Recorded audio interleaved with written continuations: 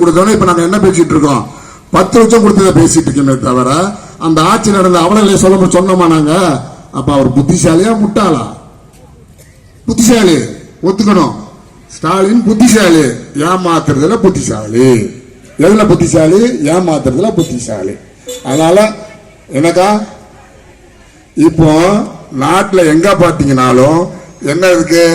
கள்ளச்சாராயம், கஞ்சா, போதைப் பொருள். அம்மா ஆச்சரிய புரட்சித்தவங்க ஆச்சரிய உண்டா? கிடையாது. ரைட்டு தானே? ஆமாவா இல்லையா? ஆமாவா இல்லையா?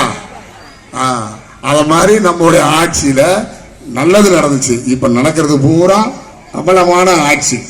ஒன்னொன்னு சொல்றேன் கேட்டுக்கங்க.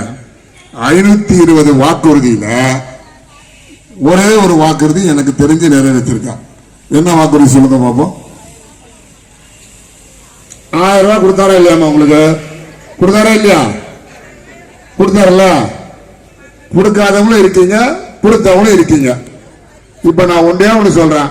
வருகிற தேர்தலில் 2020 26 உங்ககிட்ட ஓட்டு கேட்டு வருவாங்க.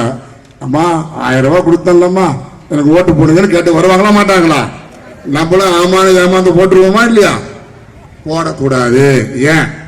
நீங்க போடணும். எப்ப போடணும் அப்படின்னு கேட்டீங்கன்னா, அவர் 1000 ரூபாய் எப்ப தரேன்னு சொன்னாரு? ஆட்சிக்கு வந்தோட தரேன்னு சொன்னாரா இல்லையா? அப்படிதான் சொன்னாரு. எப்ப கொடுத்தாரு? 30 மாசம் கழிச்சு கொடுத்தாரு. அப்ப உங்களுக்கு எவ்வளவு கடன் வச்சிருக்காரு? போகும்போது அவருக்கு சீருடைகள், காலணிகள், பேக், அம்மா பரம்பரை பேக் போட்டு போது பிள்ளைகள், இலவச புத்தகங்கள் எல்லாம் கொடுத்தாங்க. அதை தாண்டி மேற்படுத்தி போகும்போது சைக்கிள், இப்போ சைக்கிள் கிடையாது, சைக்கிள் கொடுத்தாங்க.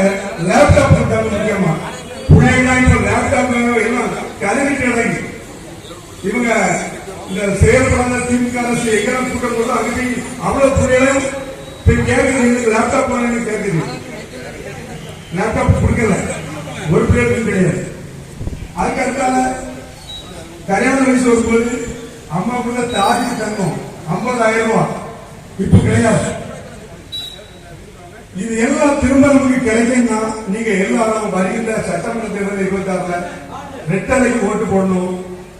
மீண்டும் அம்மையோட ஆட்சி எடப்பாடியான தலைமையில அமையணும். கண்டிப்பா இது நீங்க இப்போ கொடுக்காத அனைத்து திட்டங்களும் எடப்பாடியார் நமக்கு தருவார்கள் என்று உறுதியளித்து இங்கு வருகின்ற அனைத்து பொதுமக்களையும் உங்கள் வருகின்றதற்காக உங்கள் பாதம் தொட்டு வணங்கி விடைபெறுகிறேன். நன்றி. வணக்கம்.